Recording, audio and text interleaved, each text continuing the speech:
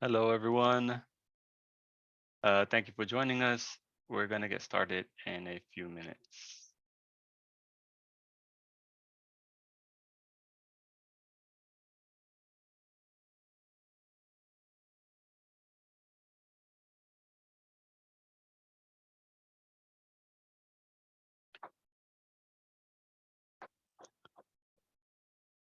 While we wait, if you have the ability to, just tell us your name and where you zooming in from in the chat.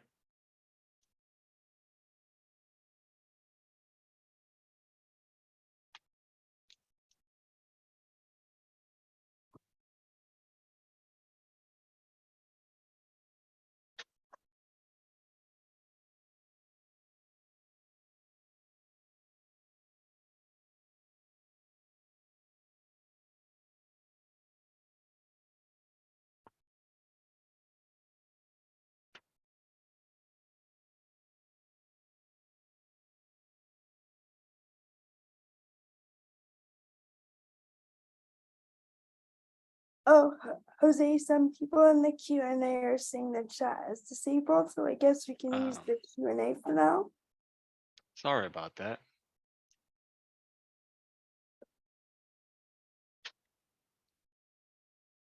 Yes, our recording will be available afterward, either on our YouTube channel or um, the website, or both.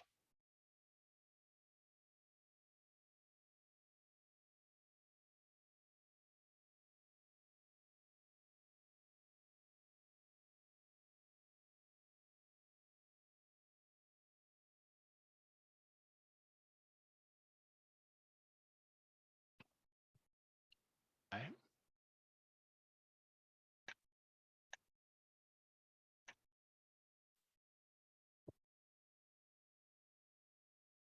Welcome, Shelby.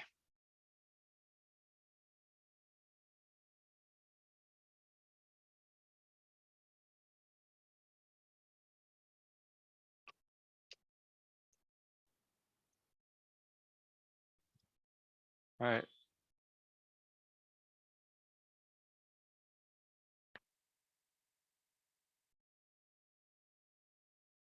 We got a few people putting it into the chat. Thank you, guys.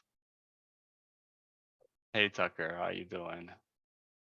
Casey, hello.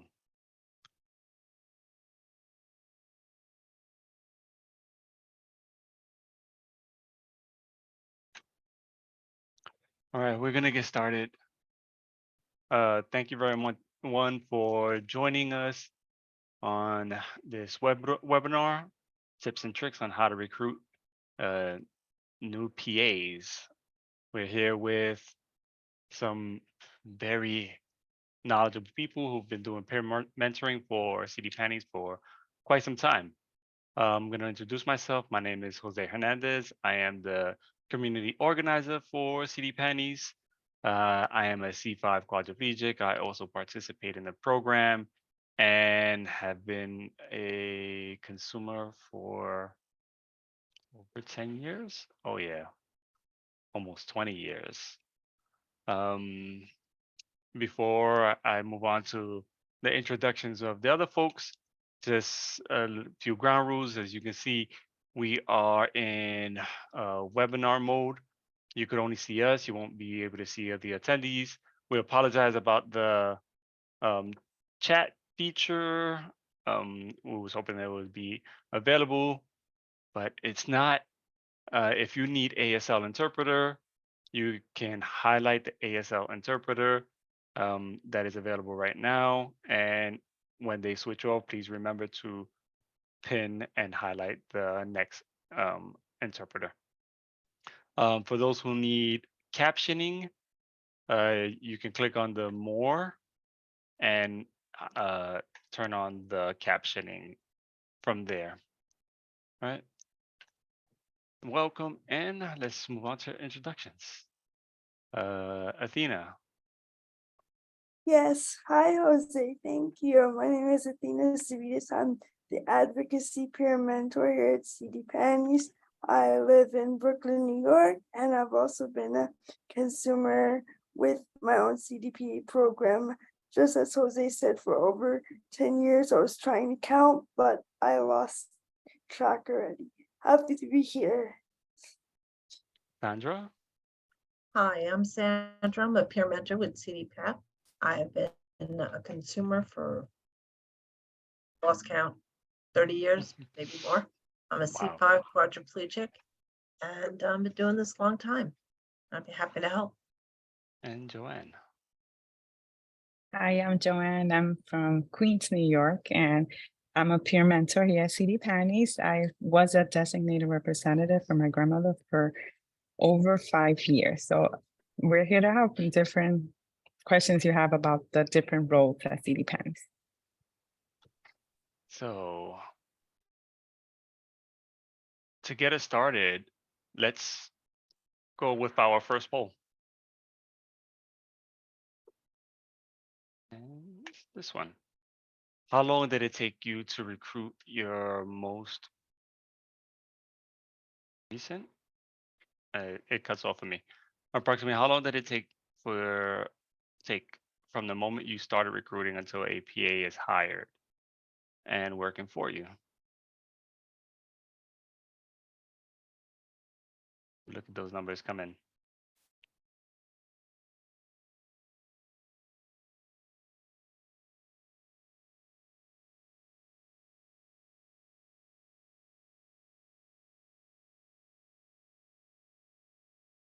We have one person that is less than a week. Wow. All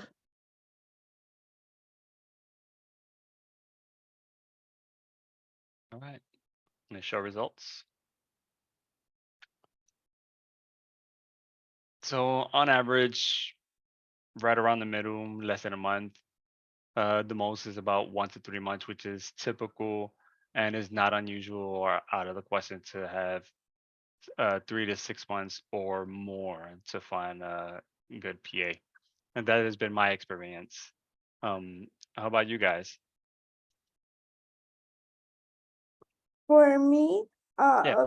about 1 to 3 months usually as well. Mhm. Sandra? Yeah, I'd say about the same, 1 to 3 months. And is it different for you, Joanne, as a designated representative?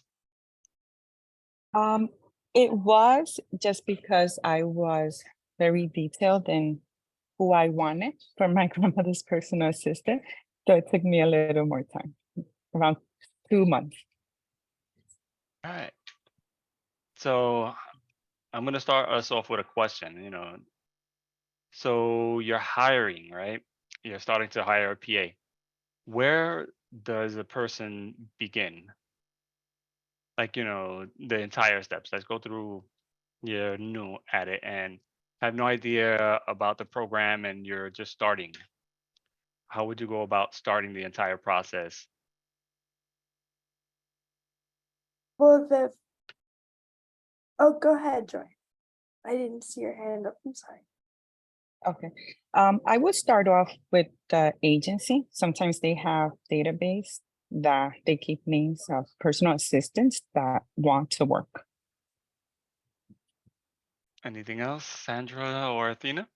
I would probably start off with writing down what you're looking for.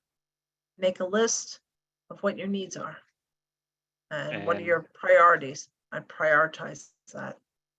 Then get Athena? started on. Sorry. Oh, go ahead, Sandra. No, that's good. Go ahead, hon.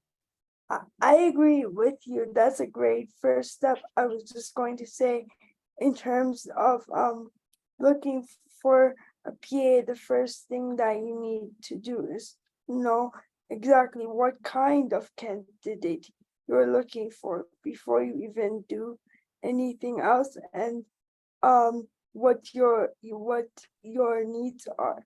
Mhm. I think one of the things that is very important as well is contacting your FI and figuring out what are the requirements for the enrollment package or having them on hand. Yes. I like the idea of it's very important to figure out what you need beforehand, and that's one of them. How about preparing answers to the questions PA candidates might ask you? Yes, Yeah. absolutely. That's necessary. This way, you got to be prepared what they're going to ask. And by doing that extra homework, by contacting the FI and knowing what they offer as opposed to salary, benefits, extra perks, if any, vacation, investing. Because remember, it's a career, it's a job, and they're going to ask all these questions. And if you don't know all the answers or you can't get all that information, be prepared to refer them to the FI when they're employed, that they can best get those answers further in more detail from that company. But this way, you at least prepared when they're asking you, you can answer those. Joanne, is there anything else that someone could expect some of the questions that a potential candidate might ask? I think the New York City area, there's so many agencies. So some of them are paying 17, other ones are paying 21. So like Sandra mentioned, if you investigate the agencies, they might ask you, why is this one paying more? Why this one? Why can't you change to that one? So expect those answers. I mean, those Yes. questions, sorry. Mhm. Yes, and you will find if you shop around, not that we've gotten to this, but if you shop around and find out that is it a flexible option? Because some agencies actually leave it to the PA to decide what's important to them. Do they require benefits or not? And if that FI is offering that option, it's a big selling point when you're trying to locate the right PA. Yeah, the And fiscal intermediary. Yep. here's another question, since you said that. What if you are with already a fiscal intermediary and the PA, and you're hiring a PA? What are some of the important aspects there? Like, you already have an established relationship with your fiscal intermediary, and you're just wanting to recruit someone new. Well, it's an So like, option. I know Yeah, you and said shop around. Well, I do that depending on, I usually, depending on how many PAs you have, but in my case, I have several, and I will literally sit them down and ask them, are they happy? Are they happy with their benefit package? Is it servicing them? Are they happy with the agency? And it's not only them being happy, as long as I'm happy, they're happy. It's a mutual thing. So I Mhm. usually try to make sure that their needs are being met. And if they aren't, if there are aspects of the FI that aren't meeting their needs, I often am willing to look around within the county and find out what's available. Has anything changed? I'm willing to do that legwork. And if a new PA is coming on and she points out something that this company is not offering, and would I be considering willing to switch? I wouldn't do that unless the other PAs are in agreement. If I find something that's offering something that everyone's willing, and then I would make the move. But I Yeah. don't make that move just haphazardly. I Uh, work at it.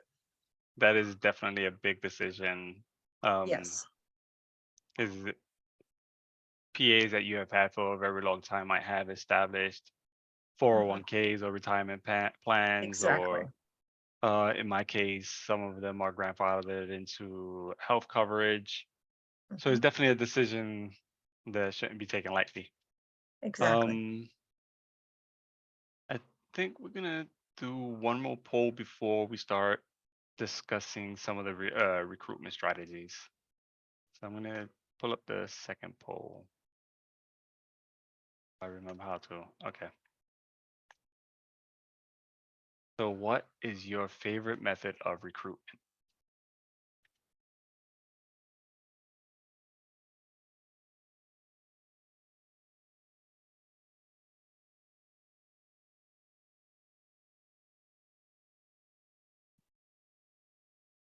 Wow, social media is big.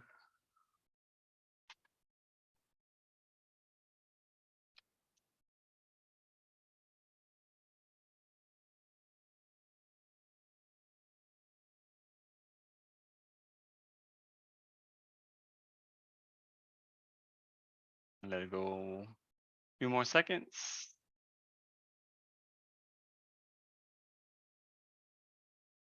And done. So it looks like we have kind of a clear Wow. winner. Yeah. Word of mouth, asking people who used to work for you or family members or someone in your community. Social media is tied with job sites. Social media can definitely be a great tool to get the word out Mhm. to a mass amount of people. Job websites, Craigslist. I've never used Facebook Marketplace, but Wow. care.com and stuff like that. And we have one other. I would love to find out what that other is, if you can explain in the Q&A. So, did I share the results? Yeah, Everybody can see. Yes, yes, you did. mhm. So let's start the discussion about recruiting, best recruitment methods. What are some of the effective methods of recruiting a new PA? Athena. As we were just saying, I mean, some of the effective methods that we just saw in the poll, I agree that, with the majority of the people that answered the poll, one of the most effective ways is word of mouth. Something that I do in particularly within that is if a PA is having to leave, I ask them if they have any recommendations for me because they already know what my needs are going to be. So that's very important. You could use social media, and there are lots of different places to place an ad, for example, like in your community. I know we talk lots about libraries and that sort of thing, but there are lots of other options, unlikely places that you could post your ad, but always make sure you ask first, for example, at restaurants, grocery stores. Yeah. Yeah, word of mouth is definitely a good one. I had one PA who said he was going on vacation, and um, he usually went away for about a month. He left in December, the beginning of December, and was to come back at the end of the December, beginning of January. So he was able to find me someone to cover for him, and he didn't come back. So the person Wow. was, yeah, that was, but it was for the best because the person who covered for him ended up working for me for almost 12 years. That's fantastic. So what are you guys' experience with word of mouth? What is the method that you use? PAs, friends, Sandra Uh, or Uh, Joanna? Go ahead, Joanne. Oh, sorry. Word of mouth has been very good results within my religious organization, because I trust the reliable sources that I've spoken to, and I've always had good results with that. Yeah, religious organizations are a good resource to have. And Sandra? As for myself, I usually use advertising. I usually post an ad or I create one, more than a personal, people I know. I did develop that when I was at college. That worked very well. I was surrounded by peers, and that was very beneficial. And it was definitely word of mouth. And once one college peer heard that, oh, so-and-so's looking, the word got out. Before I knew it, I had like 20 or 30 people contact me. If you need a hand, I'd be happy to work. And, it was great. Didn't have to go far. Since you guys have been doing this quite some time, what advice or what tips would you give individuals who live in rural areas or sparsely populated neighborhoods or counties in New York? That's a really good point. Depending on where you live, definitely might tailor how you attack the situation. With rural communities, You may want to look at where the people go. Post office, the local fire department. You'd be surprised. You ask if you could post a flyer on their board, and you'd be surprised sometimes the local fire department's family member, spouse, or somebody would be looking to help out. And you'd be surprised what a connection you can make going to those local community places. Athena or Joanne? You can also convenience stores, supermarkets, community boards. People are in there all the time. And so they always look at those boards. I mean, I know I usually Exactly. sneak around to see what's happening in the neighborhoods. Even Yeah. the laundromat, that works. Yes, yes. Right? I'm gonna share something that was shared with me, which is I found interesting. This is a community board at Stewart's.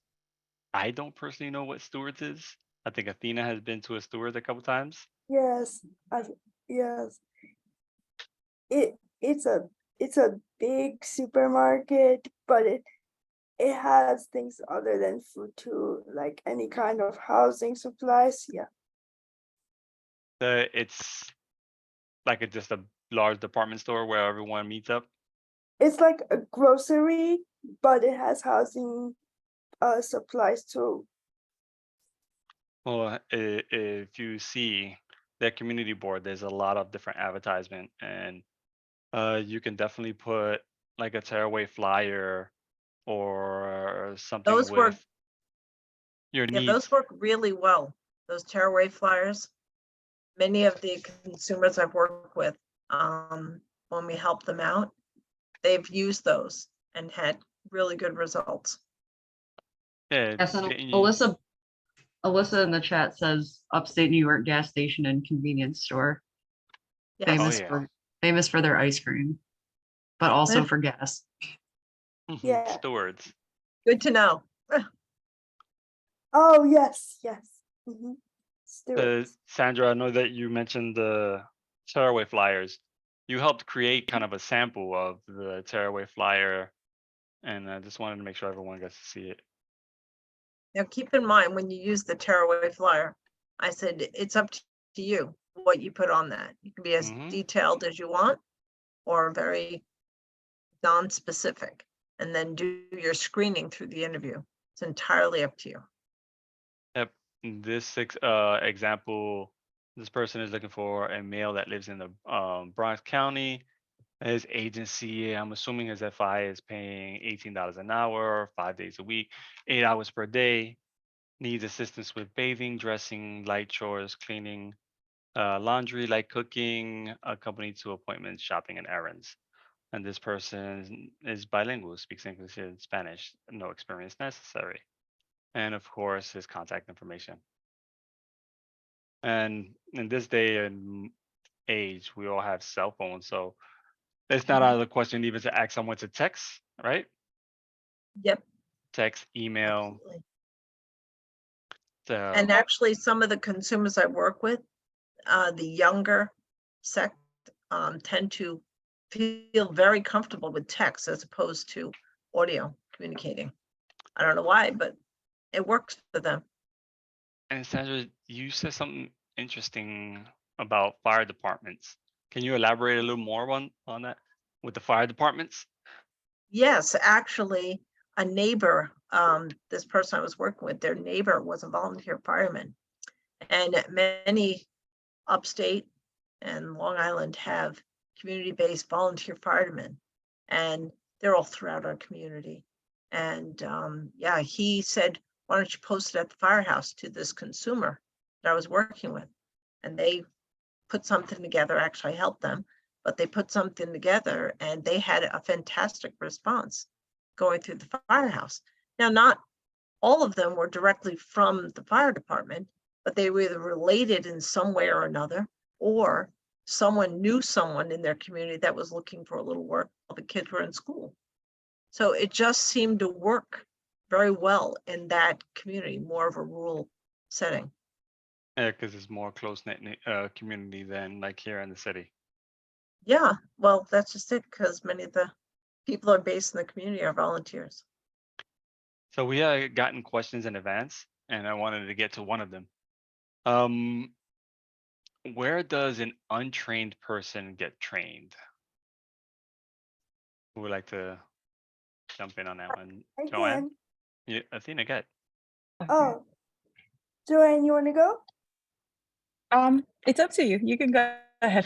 Oh, I can go. I was just gonna say that in CDPA, consumer directed personal assistance, the consumer trains the PA, so the PA could have a certification before, but it's not necessary in CDPA because the consumer or their designated representative, like what Joanne used to do, if a consumer needs help running their program, the designated representative can do that, but the designated representative or the consumer, they can do the training.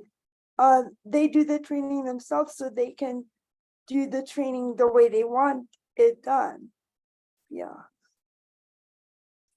I'm assuming. In Okay. in my role as designated representative, and this is where the having a list of your needs, it's important when you're a designated representative because you train the person on what's important for you. Now, someone might cook a certain way or cook a certain foods. So you instruct them, this is the way I would like you to do it. You give them a heads up and you train them on certain tasks, depends on the stage your loved one is at. Do they require you to sit with them while eating and different instructions? So as the designated representative, it's your job to train the personal assistant. So in like my case, Athena's case, and Sandra's case, we direct our own care and we know our bodies best. As far when it comes to a designated representative, they know their loved one best. They know their needs. They might be nonverbal. They might be non-walking. They might need cues, reminders. So yep, it's very important to have that list and know um what to do when you're training an untrained individual. And it's usually like Yeah. that, in the most part, we hire individuals that don't have any formal training. Mhm. Yeah, for example, Jose, I know yesterday we were talking about everyone might have a different way they want to be lifted or transferred, and this could be dangerous if someone does it the wrong way. So that's an example of something that could be very individual to the consumer. Mm-hmm. Now, there are a lot of advantages from getting it one way or the other. You may find someone very skilled who's been doing this for a while, which is great.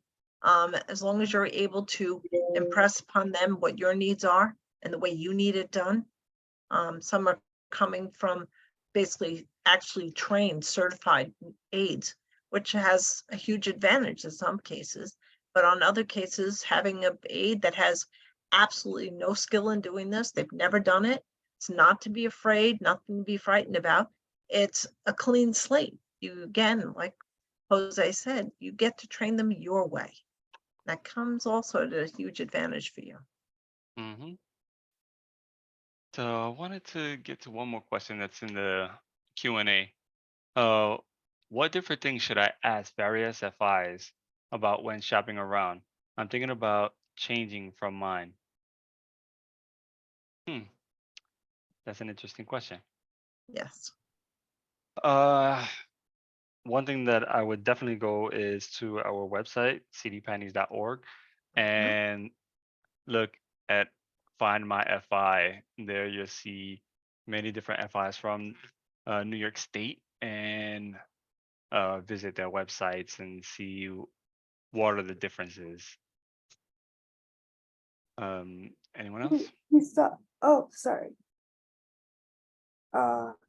Yeah, that's a good idea, Jose. You also, I mean, there's a general list of questions. I always encourage people to ask their FIs if you need an extra, not an extra, if you need to know what languages the staff speaks over there, if you need to know what's the range of the rate of pay or the benefits for your PA. But I was just going to say, Jose, we had a question in the chat.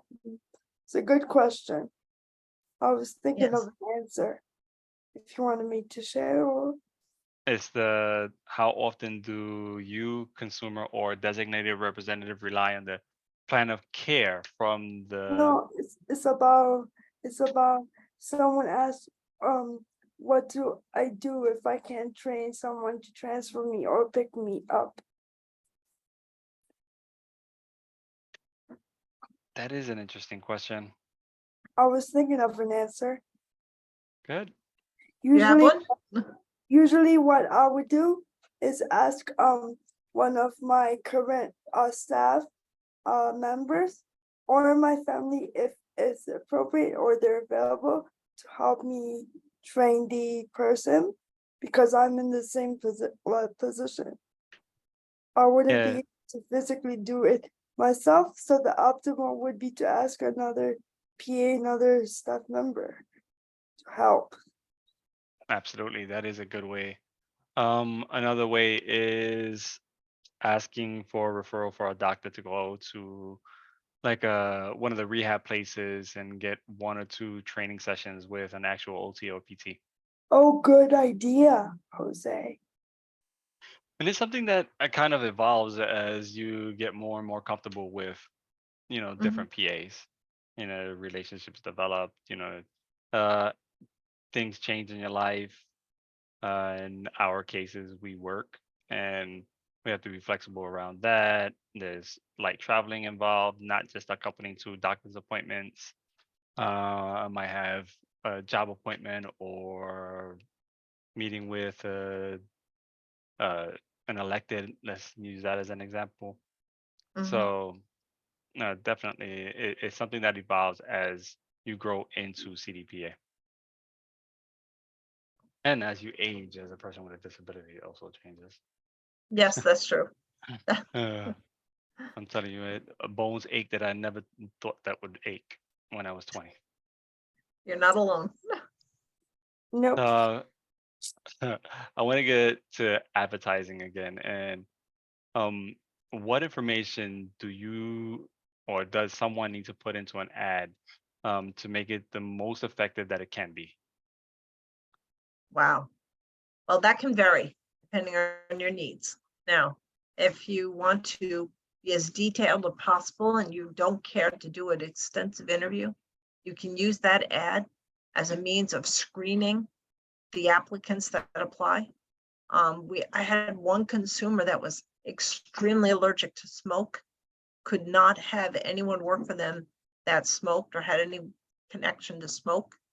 And I had her work it into the ad. It can be said technically that basically, in short, smokers need not apply. We didn't word it that way, but that's basically the gist. But it's a way of using the ad as a tool, and it literally eliminates one major question every time you do an interview.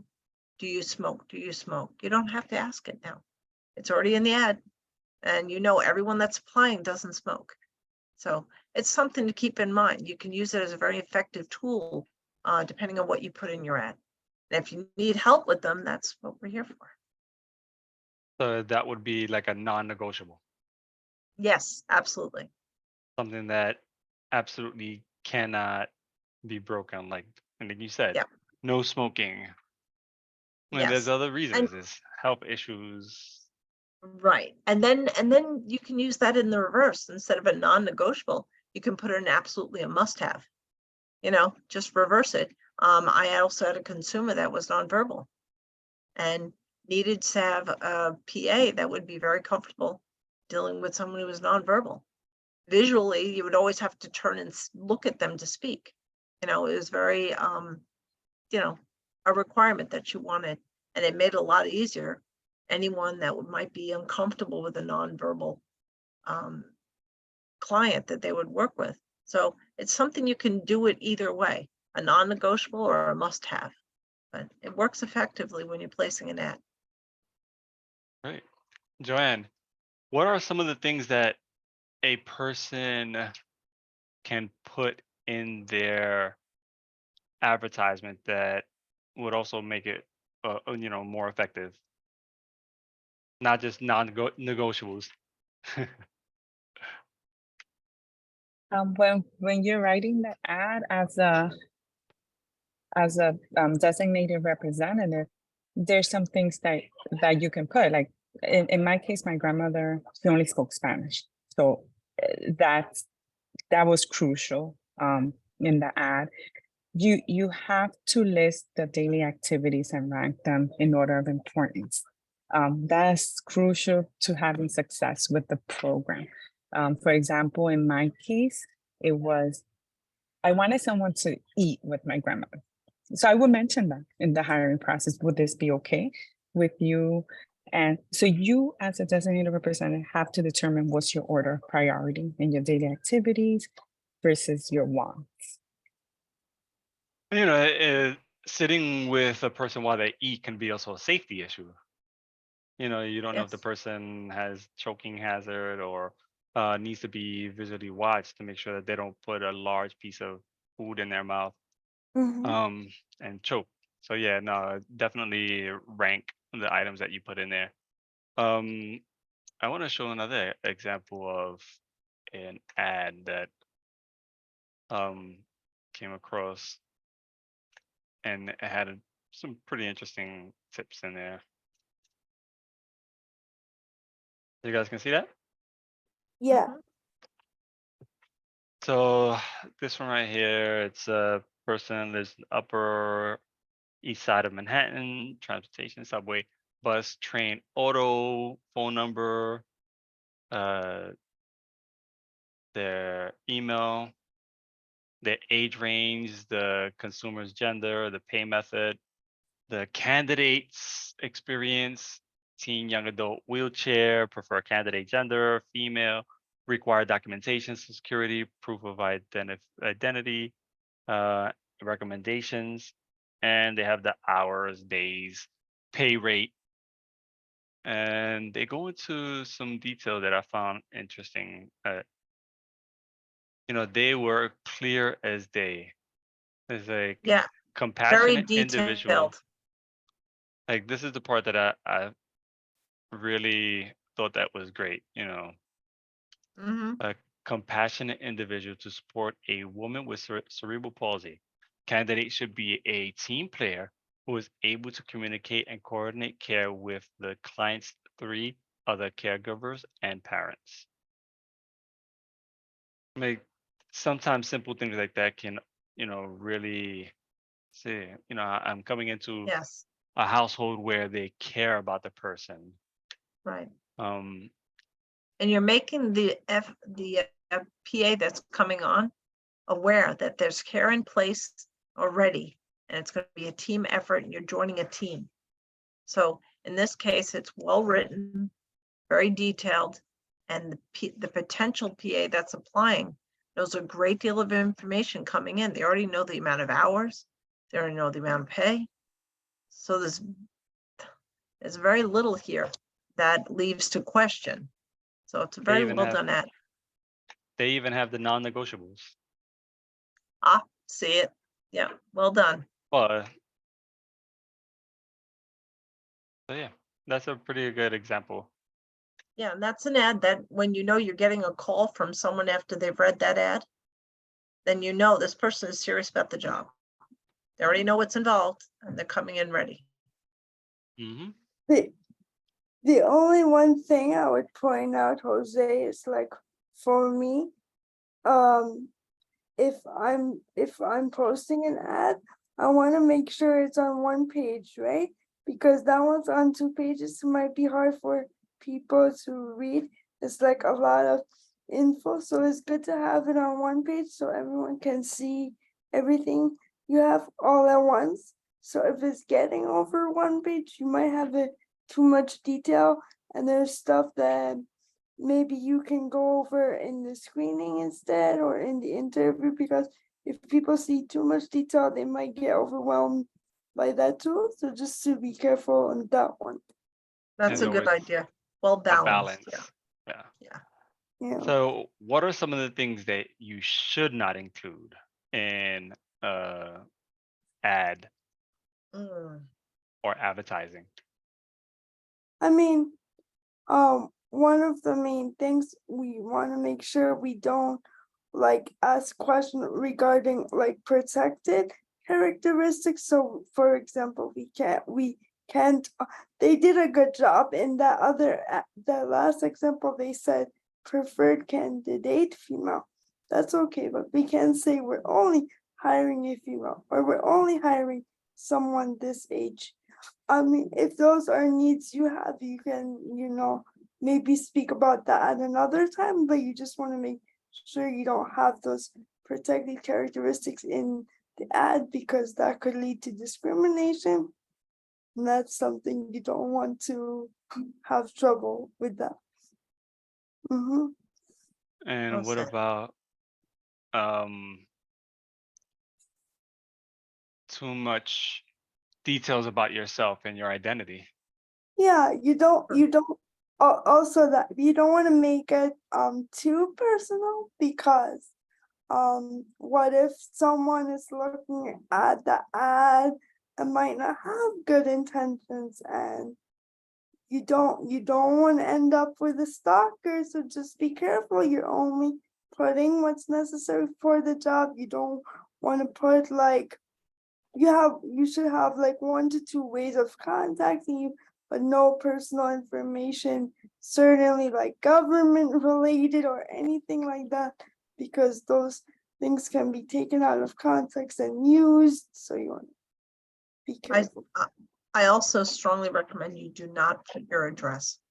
ever. Oh, yes, Leave that for after the screening process when you've decided whether or not you're hiring them. yes, Because, and also speaking of that, for the interview, if it's possible, it's always good not to do it in your house for the same reason. Yeah, go ahead, Sandra. Yeah, I agree with that, unless you have people there. You're not alone. Because we all know For that, sure. yeah, we've unfortunately, in today's society, we've seen circumstances where consumers have been victims, and we don't want that to happen either. So you got to Not keep at your all. guard up and keep the screening process, safe. Yeah, always. And Joanne? that's, oh, sorry. No, just reiterating what everyone's been saying. I think they mentioned it. Now, And quickly, that's, I want to go on to just the next topic, just briefly. Besides stewards, and fire departments, what are other recommended places what other places that you can recommend where someone place an ad? well, we went over a couple of those. We were saying libraries, grocery stores. It could also be campuses in some cases if the colleges are okay with it. Could be any type of public venue. Also, we went over those websites, right? Craigslist.com, care.com, idealist.com. I'm just, Could you oh. use on social media as well, as we saw, but just be careful as well, because all of that can be shared very widely. Make sure you specify who you want to share it with, if there's something in particular. Yeah, sorry, go ahead, Sim, sorry. No, I was just going to say, keep in mind that where you advertise depends on what you're looking for. If you're really looking for someone local in your community, advertise in your community. Consider local schools. You can even post it possibly in a teacher's lounge in your local schools that your kids go to school with or around your neighborhood. Things like that, because if you post sometimes online, you'll get a broader base. Yes, but most likely they're traveling a distance. So depending on where you live and depending on what your needs are, I know some of us live in areas that inclement weather becomes a major problem during the winter.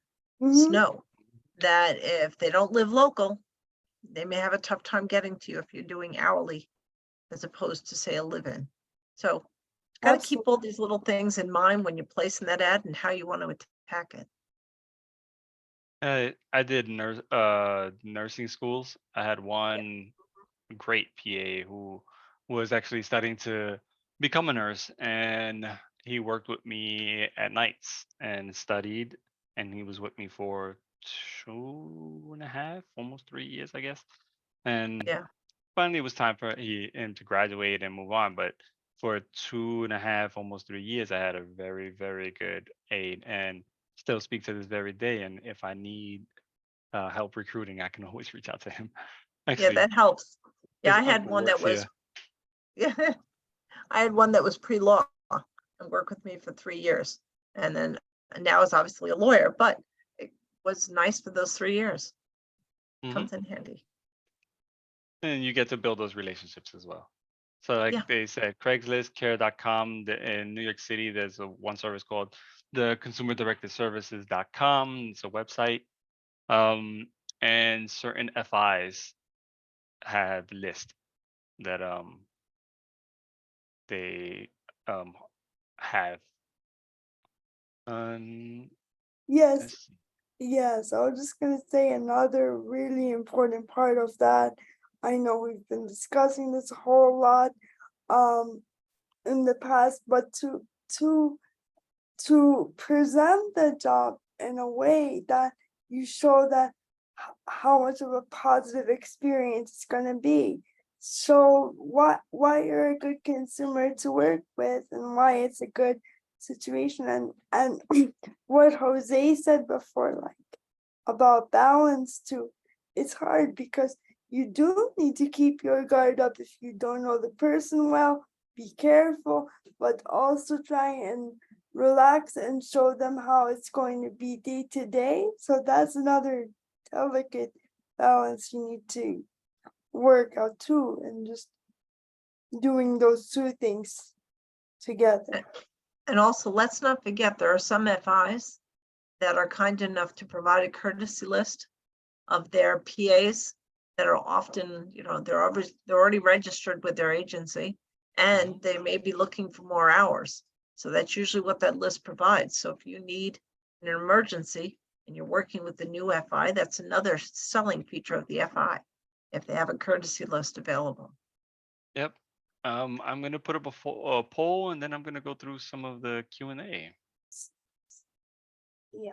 Now, who on here is currently recruiting?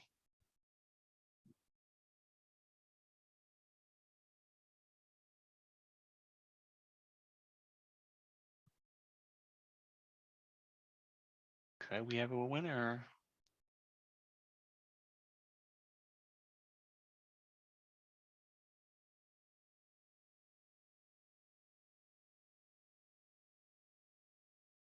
There's a interesting. We can't see it. Oh, there we go. You should be able to see it now. Wow. So yes, 43% said yes, I am currently and do not currently have enough. That seems to be the case in the most part.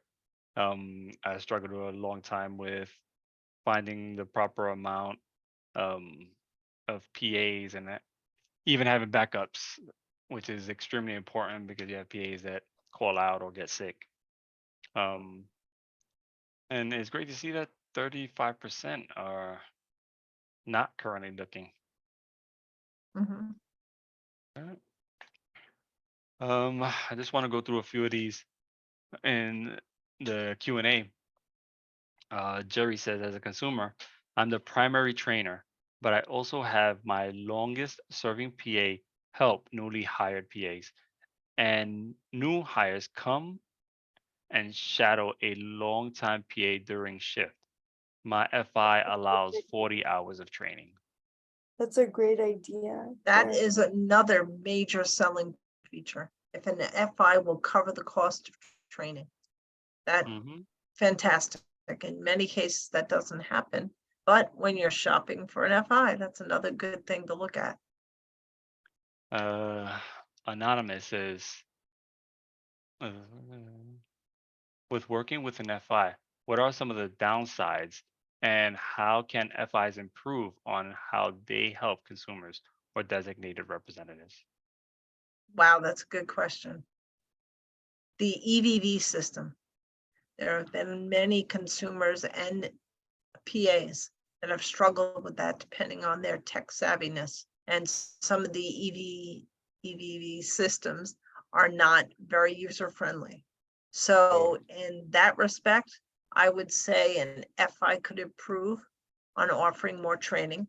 I know it's not easy and I know it takes some manpower there, but I know it would help both the consumer and the PA, and ultimately the FI, less paperwork, timesheets that have to be filled out for those unfortunate mishaps when we can't figure out that system.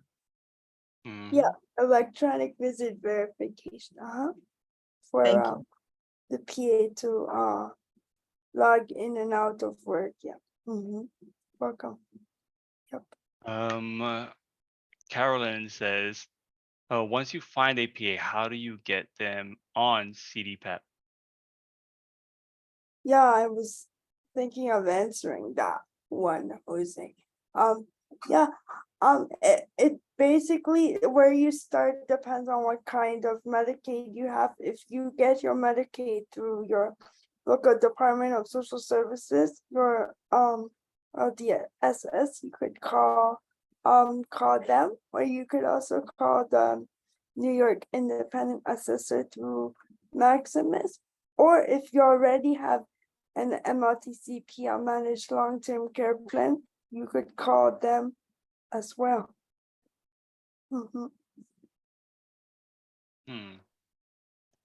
This one is an interesting one. Unlike smoke, COVID cannot be smelt, detected on their person, and could totally plummet me down. I'm trying to aggressively recover from infection number 2 into deeper depths of the disease in a way that would undo all benefits of getting home care. Has anyone had success finding COVID conscious, COVID safe PAs?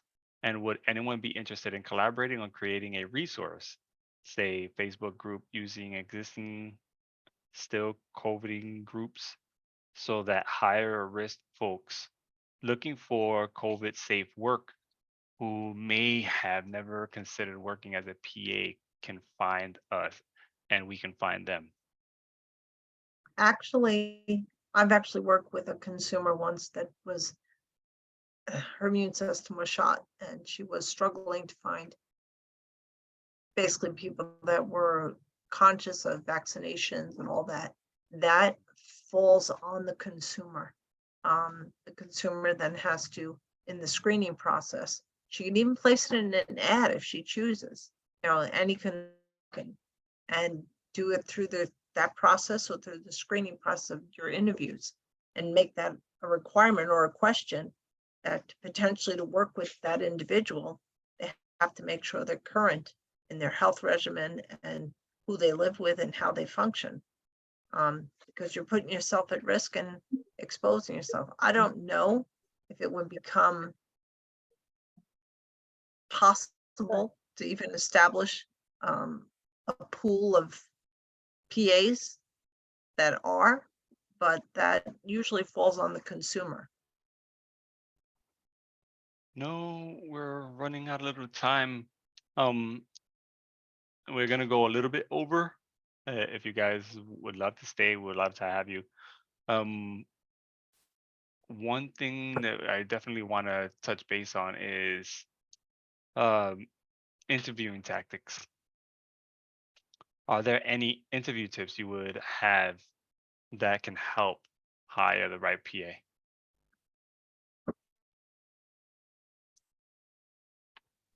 I think when you're interviewing, it's the same as in the ad. You should be really clear about what it is that you need, but you want to see, the one main thing is you want to try to make sure that the candidate is as comfortable as possible, right? So your opening question could be really important, but you want to learn something. Like for example, you could say, how did you get here? So then you would know, for example, if the PA's commute is acceptable or it's gonna be too long for them. But already you're expressing that you care about them, and you could show them by example how they can talk to you. And yeah, again, I mean, that can start early enough. I feel Yeah. the relationship with the PA for sure. Yeah, I personally think that when you're interviewing, obviously thank them for taking the time to interview with you, but I would start by don't mention past PAs, positive or negatively. I mean, this is a new relationship. It's between you two. And when you're doing this, also keep in mind that you don't have to decide at that moment whether this is or isn't the right PA. You can always let them know that you're going to consider everything you've discussed and ask them, is this job something they'd be interested in taking on if you decide to take them on as a PA?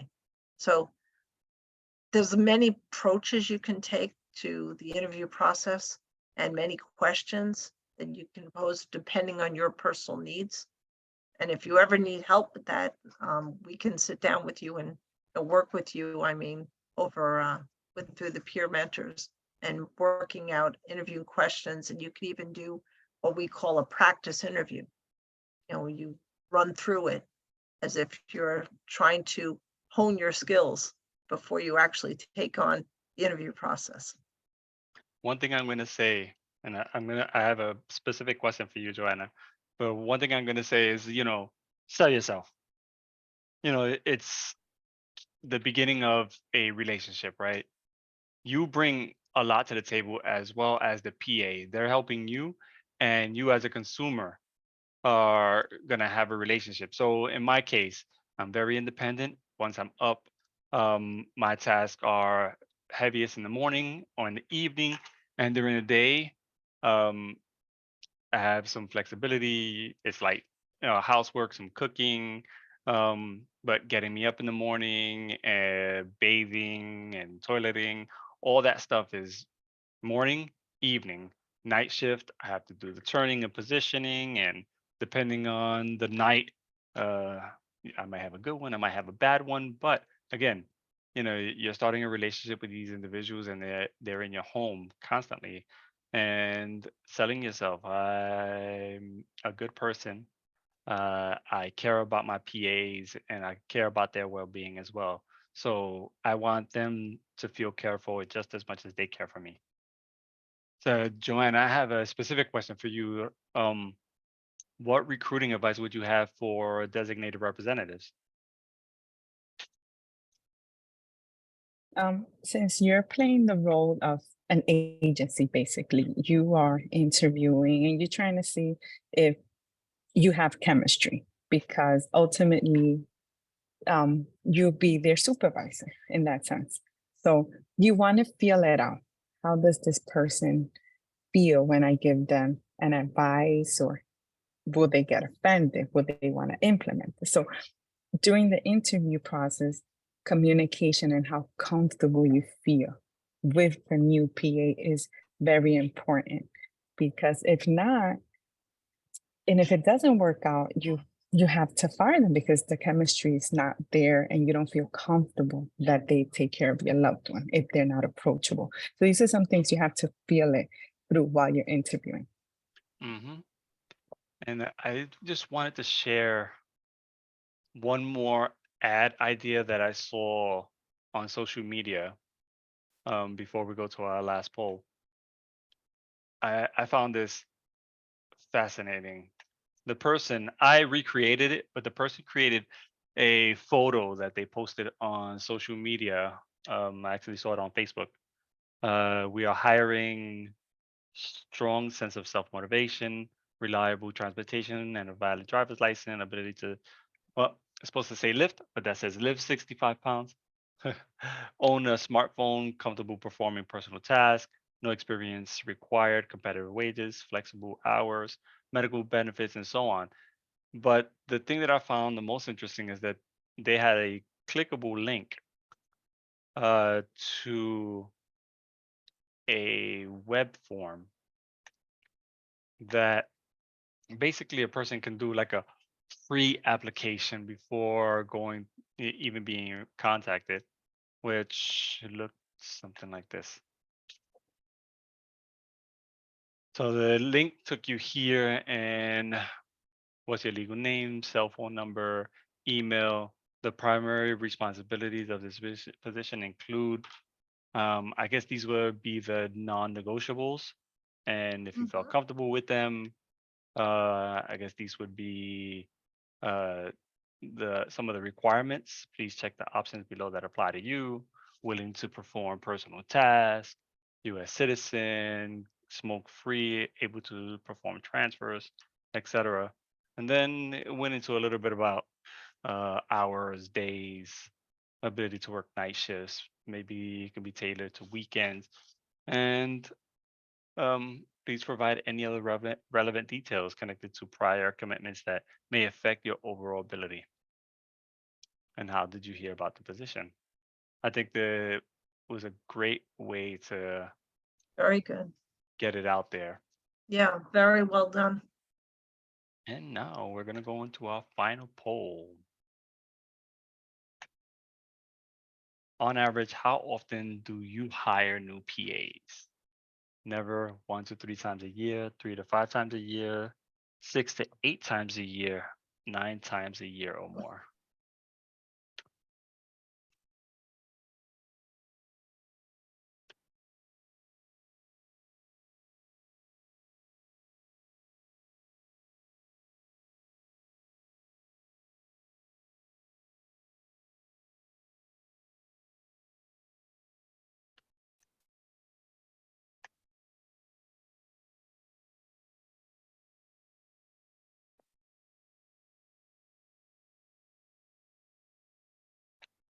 Great.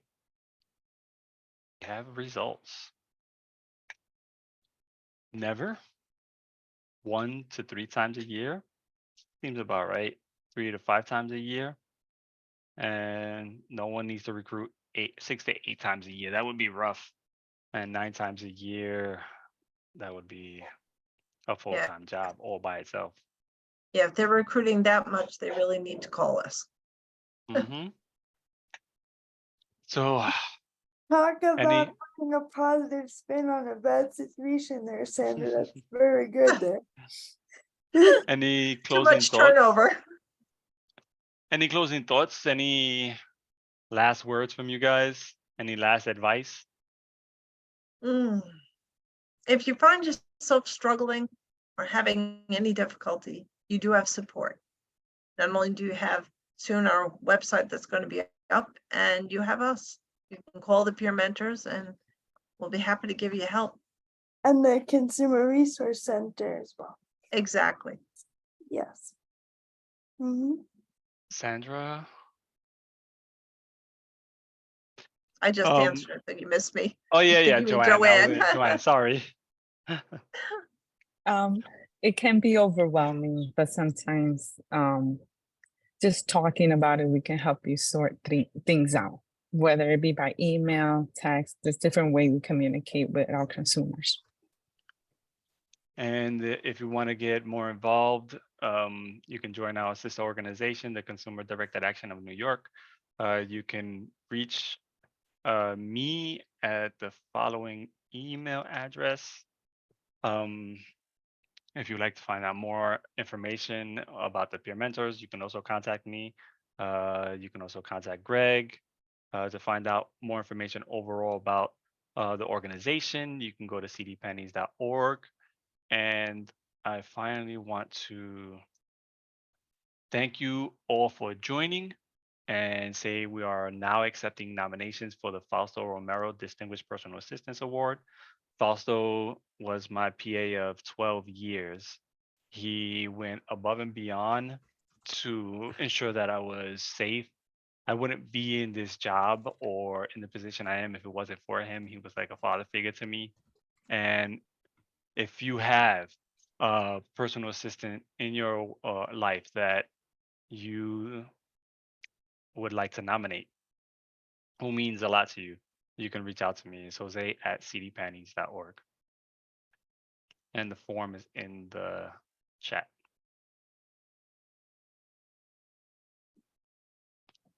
And Again, Jose, I just wanted to also mention that somebody put this in the Q&A, but support specialists at fiscal intermediaries can also be used as a resource when recruiting. They can assist both consumers and self-directing others, which means designated representatives, many different terms for the same meaning, with advice on supervision, helping to create flyers, researching areas in the community to help advertise, ideas on managing PA burnout and improving PA performance. So if you have a fiscal intermediary that you're working with, it's definitely worth contacting staff there for support when it comes to recruiting. Hey, thank you very much, everyone. I hope you have a wonderful rest of your day. Thank you, Jose. So glad to be here with everybody. Thank you. Same here. Bye-bye. Hope Thank you. that was helpful.